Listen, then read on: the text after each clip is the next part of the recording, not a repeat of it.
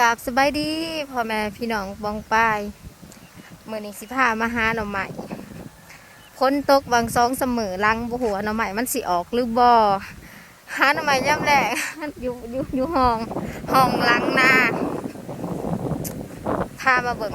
ว่าสิมีหน่อไม้อยู่บ่ก็ใหญ่แต่บ่ว่าสิพอหน่ออยู่บ่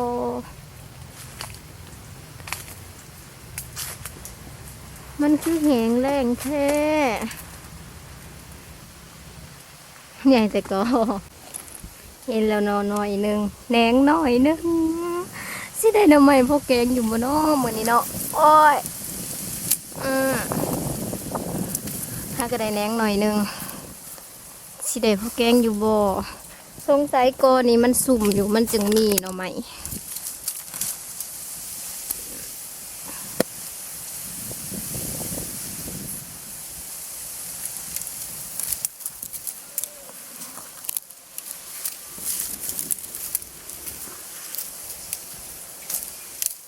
มันจะแข็งหน่อไม้ยำแรงบ่หัวเป็นน้ำโกบ่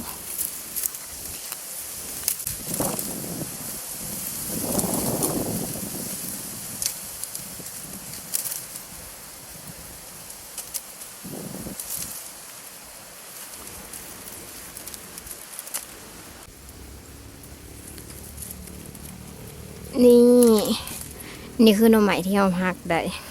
หาได้ในกอนี่คือมันจะเป็นพี่อ่ะแต่บ่เป็นยังเขาหลากน้ำเอาก็ได้แล้วน้ำโอ้นี่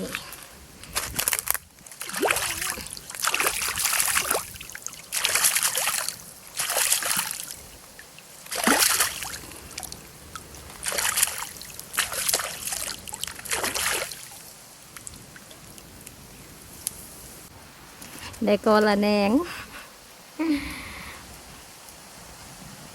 ย่ำแหนงแบบนี้ได้กอละแหนงก็ถือว่าโอเคเพราะว่ามันเป็นย่ำฤดูที่ว่าหายากนะนี่ได้แหนงหน่อยหนึ่งถือเสียมมาบุหัวจะได้ใส่หรือบ่ตอนนี้เป็นเวลาประมาณ9 โมงวันตอนเสาร์ของวันพุธเดือน10 เดือน 1 ปี2556ประมาณนี้นี่คือแหนงหน่อไม้ยาที่ใดพ่อกินวะที่ใดพ่อแกงอยู่วะหาหน่อไม้ย่ำแรงพ้นบุตกห้ำมันก็จะได้หน่อไม้ประมาณนี้แหละมันหาอึดหน่อไม้ที่เฮาได้เฮาสิปอกเลยแล้วแหละ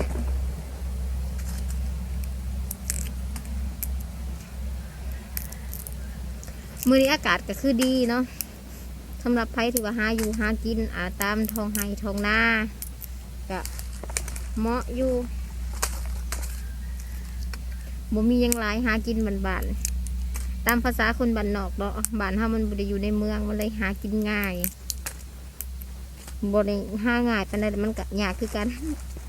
เพราะว่ามันบ่มีนี่อ่อนๆเลยแกงแดงคักๆจากบาทสดน้ำมีแห้ง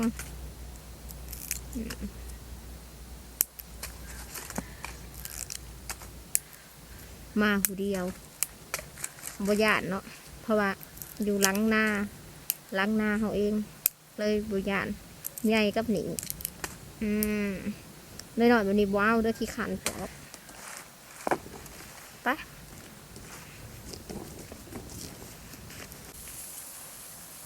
ได้แนงละก็นี่เห็นบ่ก็บักใหญ่แต่ก็หน่อไม้บ่มีเพราะว่าย่ำแรงมันบ่ออกนะ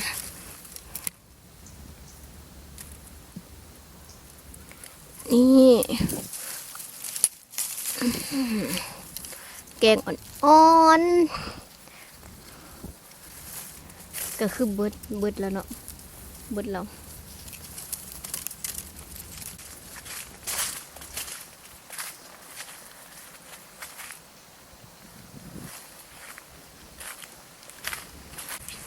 ตอนนี้เรามาใกล้ครึ่งแล้วคือแบบเมื่อยแห้งเพราะว่าบ่ได้กินน้ำ อืมมาผมแดงเดียวอีกแล้วเลยเดี๋ยวสิซูไปเบิ้งได้แต่แดงเดียวบัวสิได้พอแกงบอหรือว่าบอมุ่มที่ว่าสิเมื่อหาหน่อใหม่อยู่เพื่อนนี่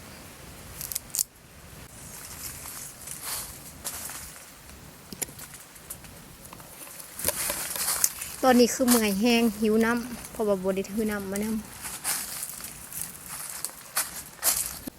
ตอนนี้เราเห็นหน่อใหม่แล้วเดี๋ยวสิซูมให้เบิ่งเห็นปะนี่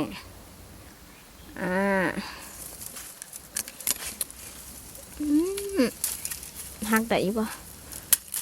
นี่ตัวนี้หนอหนึ่งแหนงหนึ่งนี่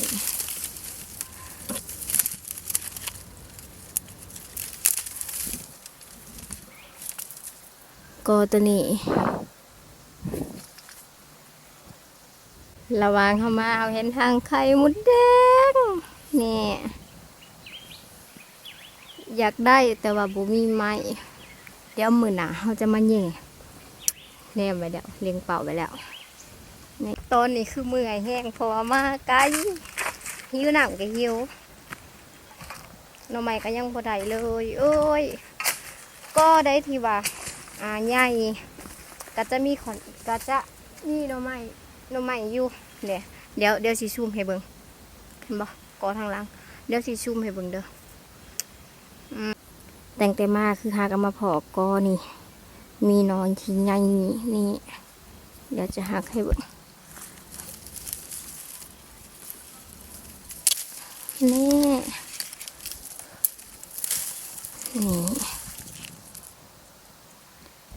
ป้าไว้ก่อนโอ้หนอลายอยู่เดี๋ยวจะซูมให้เบิ่งเห็นบ่โตได้ที่มันขาวๆเป็นหมอกๆนะก็คือจะเป็นหน่อไม้หมดเลยโอ้โหมันจับเห็ดยังนี่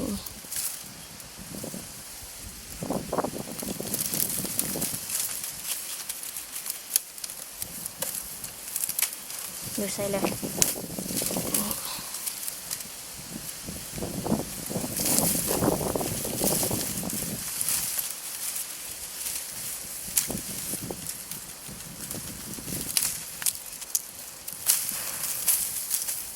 เป็นมือกล่องเองโอ้ยลำบากสุดๆเลยเพราะว่ามีคนถ่ายกล่องให้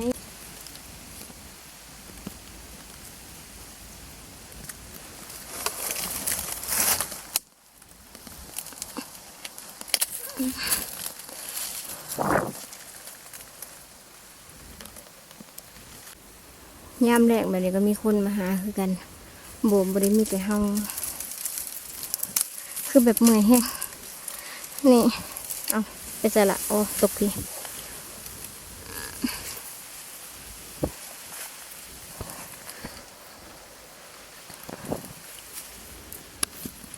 มาหอดเดือนแล้วคือแบบเมื่อยแห้งได้หน่อใหม่ประมาณนี้แหละนี่คือหน่อใหม่ที่เขาไปหาอยู่ป่าก็จะได้ประมาณนี้มีแต่แนงมีนอเดี๋ยวเขาสิลองมาหาหน่อใหม่อยู่กอเพื่อนเขาว่าสิได้ลายไปไหนเนี่ยจะนี่เป็นก้อนหน่อใหม่ทางหลังนี่จะมีแต่แหนงแล้วล่วเลยก็ทำอิฐมาเบิ่งว่าสิได้ลายสำใด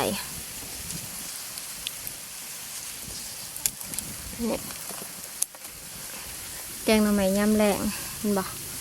งามๆเลยนี่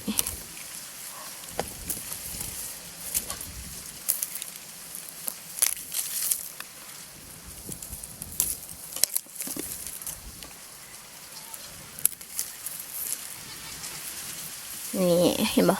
ข้าวเดียวบ่ต้องไปไกล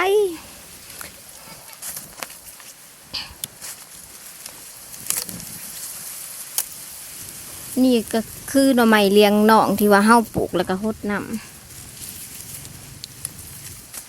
กอหนึ่งเดี๋ยวเฮาไปหาแล้วเอาบังกอใหม่อีกเพราะว่ามีหลายกอนี่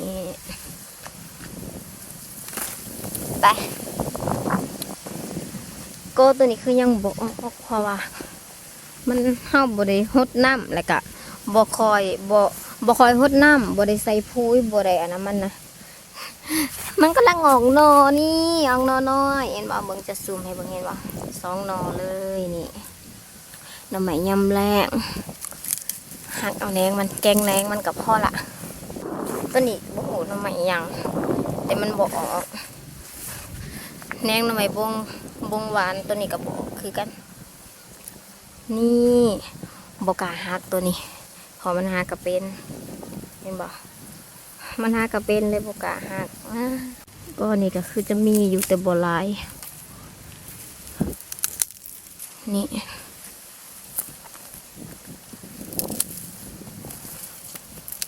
ช่วงนี้จะได้แต่แกงแหนงบ่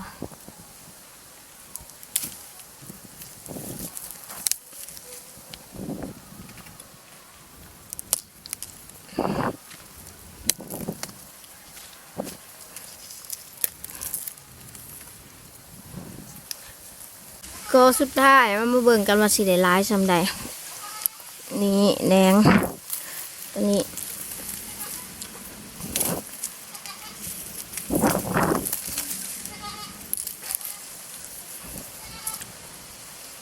ก็นี้จะมีหนอนำเดี๋ยวเห็นบ่เดี๋ยวจะซูมใกล้ๆให้เบิ่งนี่ตัวนี้เราจะบ่พึ่งเอาหน่อมันดอกเนาะเพราะว่าเอาแดงมันก่อน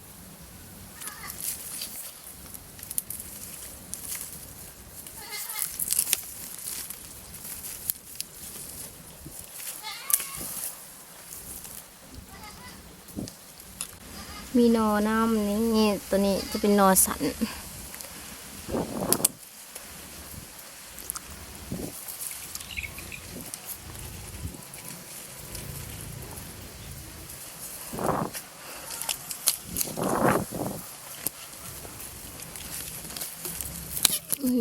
หักไปเลยลูกจ้า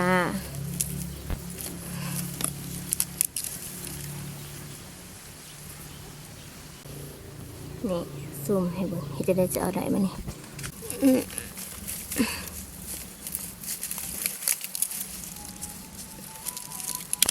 นี่อ่อนๆเลยนี่คือแหนงหน่อไม้คือจะพ่อแกงเลยเนาะพอเบิดกอแล้วเบิ่งให้เบิ่งเห็นบ่คือแบบร้ายนี่จะเป็นหน่อไม้เลี้ยงหนองหาอยู่ในเรือนตัวเองถ้าเบิ่งคลิปต่อไปว่าจะเฮ็ดจะหายังก็ฝากกดไลค์กดแชร์แล้วก็อย่าลืมกดติดตามให้เพื่อนสาวลาวนํเด้อคลิปนี้ก็บ่มีหยังหลายก็คือเบิดเท่านี้แหละและสำหรับไผที่ว่าอยากให้เฮ็ดคลิปไปหายังหรือว่าไปเลาะส้มธรรมศาสตร์ก็คอมเมนต์ได้เด้อเดี๋ยวจะเพิ่งจะพาไป